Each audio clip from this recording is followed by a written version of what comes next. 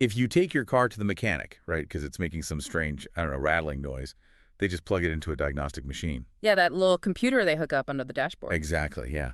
And within like 5 minutes, they have a code. They know exactly which sensor failed, which belt is loose, and precisely how much it's going to cost you to fix it. It's totally binary. It's broken or it's not. Right. And I think we have this deep, just this desperate expectation that human beings should operate the exact same way. Like if you break your arm, you go to the hospital, they take an x-ray, and it shows that jagged white line on the black background. Okay, doctor just points right to it. Yeah. They point to it and say, there it is. That's why it hurts. And we want that for our minds, you know? Oh, absolutely. I mean, it's incredibly comforting when things are visible. We crave that categorization so much. We basically want a check engine light for our own minds. We really do. We tend to treat our own lives and ourselves like we treat the battery icon on our smartphones. Wake up, he says 100%, and you're like, great, I'm good. Right, feeling invincible. But then by, say, 2 p.m., you're 20%. And you get a little anxious. You hit 1%, you completely panic and start frantically looking for a charger. But then, well, then you step into the world of actual human emotion. Which is messy. So messy. You step into processing a failure or dealing with chronic stress or trying to rebuild your life after this massive disappointment. And suddenly, that diagnostic machine just doesn't work at all. No, not even a little bit. The x-ray is totally blank. Completely blank. Welcome, by the way, to the learner listening to us today. We were so glad you were here for this deep dive. We really are. Because today we are sitting here in this really cozy, warmly lit study. I've got coffee that I barely touch. We're surrounded by bookshelves. And we are looking at this massive, profound stack of personal development scripts, psychological workbooks, and spiritual reflections. It's quite the snack, honestly. It spans mental health, trauma, faith, community building, all of it. It does. And our mission today is to extract a roadmap for personal transformation from all of this. We want to help you understand the science, the psychology, and the wisdom behind healing, finding your purpose, and really reclaiming your inner peace in a world that is just so chaotic right now. Because the human nervous system, our minds, our whole psychological framework, they just do not provide that convenient color-coded battery indicator. They really don't. Okay, let's unpack this. Because today isn't just about throwing facts at you. It's about your own heart, your mind, and honestly, the heavy things you might be carrying right now. Exactly. So you end up with people walking around looking, completely fine on the outside. They're wearing nice clothes. They're going to work. They're smiling at the barista at the coffee shop. Yeah, doing all the normal things. Right. But internally, they're operating on like negative 5% battery, just wondering why they feel like they're completely falling apart. Which brings us to the starting line. Because before anyone can even begin a journey of transformation, before we can talk about big life purposes, you have to honestly acknowledge where you're starting. And for a lot of people, that starting line is just sheer bone-deep exhaustion. Which is so heavily misunderstood in our culture. Like, we really need to clarify that emotional exhaustion is not laziness. Oh, there is a profound difference. Being lazy is vastly different from being at capacity. Right. And there's this great metaphor in the source material about holding a heavy box. Yes, the cognitive load concept. Think of it like this. If someone hands you a 40-pound box and asks you to hold it for 60 seconds, you can do it.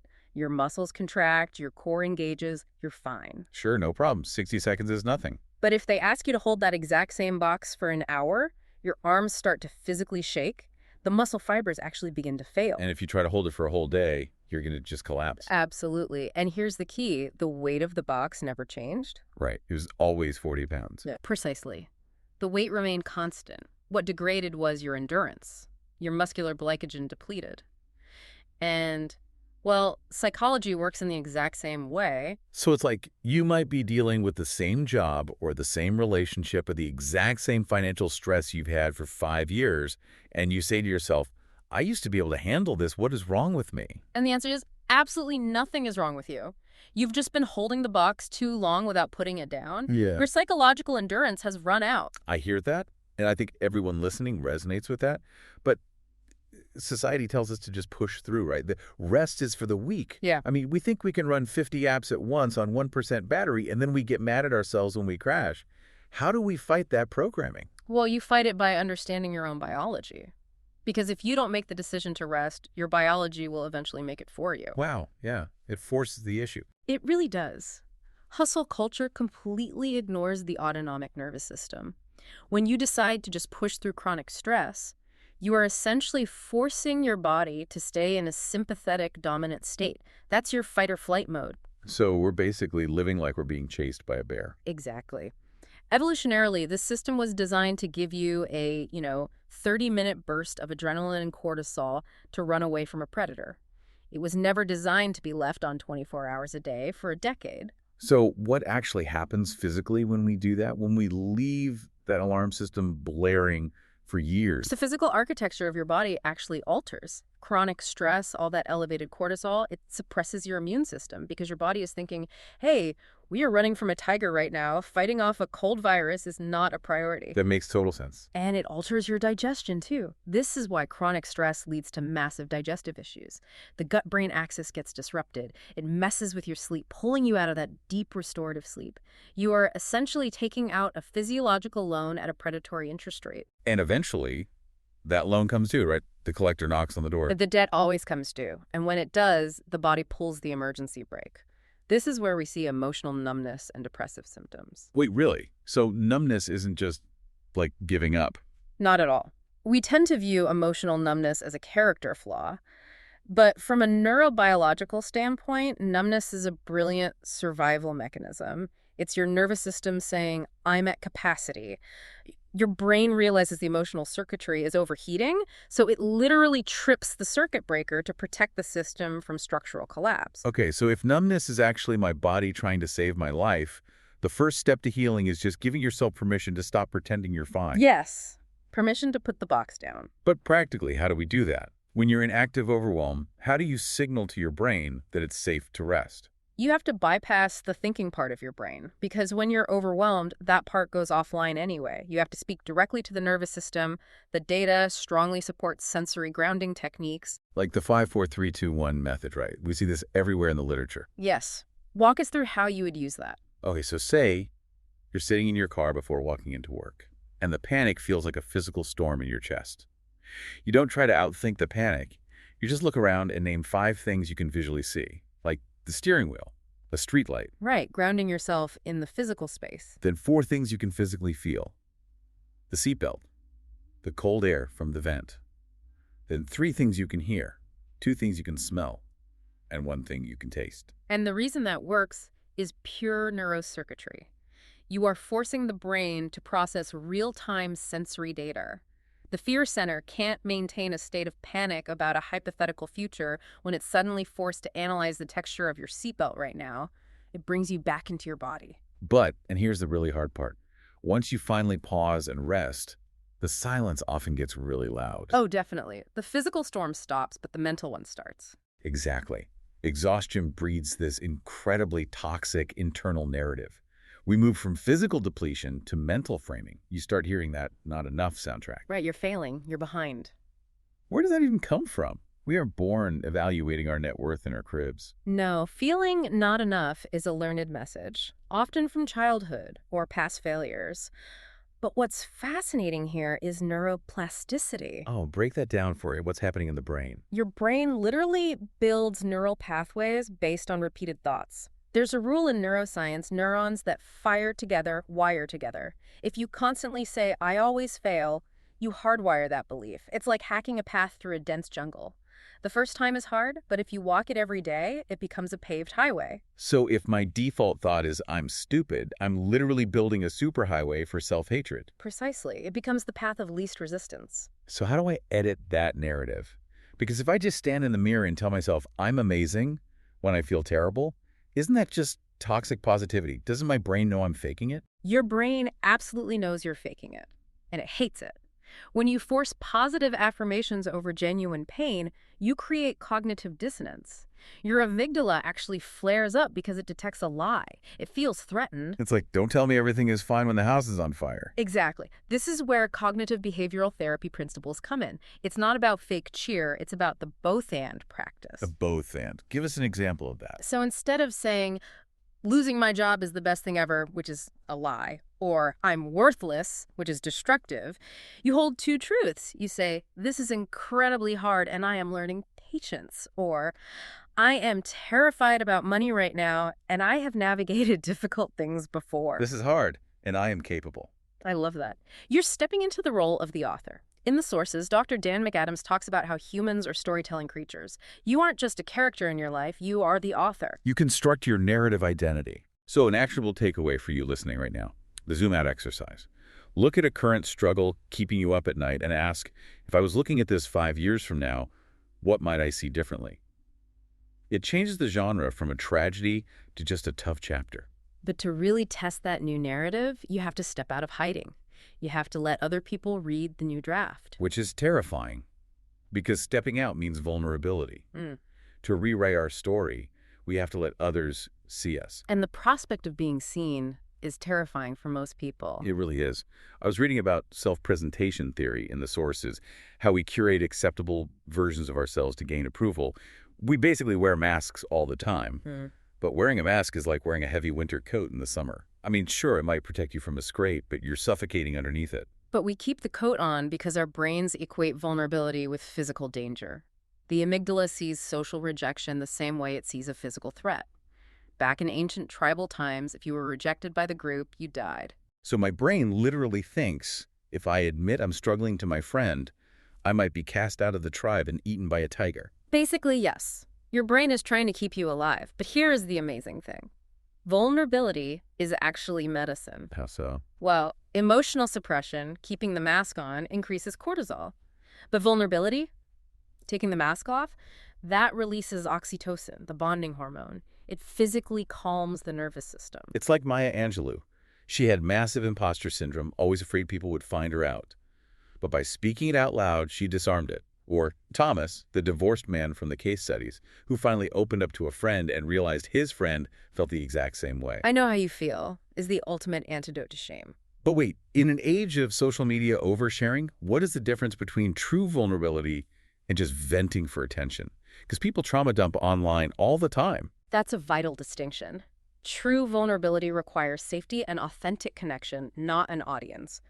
Broadcasting to the internet is often just another mask. True vulnerability is admitting, I don't have it all together, to one trusted person. It's about depth, not reach. So for the listener, try the vulnerability ladder. Start small. You don't have to spill your darkest secrets. Just admit one simple truth like, I'm really stressed this week, to one safe person. Disarm the fear of rejection. But when we take off our masks and become vulnerable, we inevitably open ourselves up to getting hurt. You will face disappointment. You're going to catch some arrows. And disappointment is like a cracked window. If you don't address it, it distorts every single view you look through. Because disappointment isn't just about losing an opportunity. It's about losing the story you built around it. It's ambiguous loss. You are grieving the phantom future. You're mourning the future you thought you'd have. Here's where it gets really interesting, though, post-traumatic growth. Yes, reframing the pain. Like J.K. Rowling getting 12 rejections, or Walt Disney getting fired for lacking imagination. They reframed rejection as redirection. And Viktor Frankl's philosophy is the pinnacle of this. He survived the concentration camps by finding meaning.